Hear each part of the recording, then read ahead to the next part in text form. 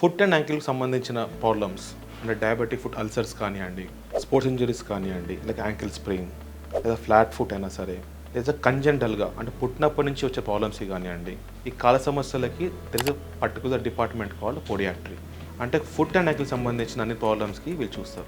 ఈ ప్రాబ్లమ్స్ తగ్గినప్పుడు ప్రాబ్లమ్స్ మధ్య రాకుండా ఉండాలంటే you need a good podiatry physiotherapy. Myself doctor Rishikesh Korada, foot biomechanic specialist, foot Rix. ముఖ్యంగా డయాబెటిక్ ఫుట్ అల్సర్స్లో చాలా వరకు అల్సర్స్ అనేటివి ప్రెషర్ అల్సర్స్. అంటే మనం నడిచేటప్పుడు పాదం మీద పడే ప్రెషర్స్ వల్ల వూండ్స్ అవుతాయన్నమాట. వీటిని మనం ముందే డయాగ్నోస్ చేసుకొని ప్రెషర్ ఆఫ్లోడింగ్ ఫుట్వేర్ ఇచ్చేసి దానికి కావలసిన స్ట్రెంథనింగ్ అండ్ కండిషనింగ్ ఫిజియోథెరపీ ద్వారా మనం చాలా వరకు అల్సర్స్ తగ్గించచ్చు. తగ్గిన అల్సర్స్ని రాకుండా చేసుకోవచ్చు.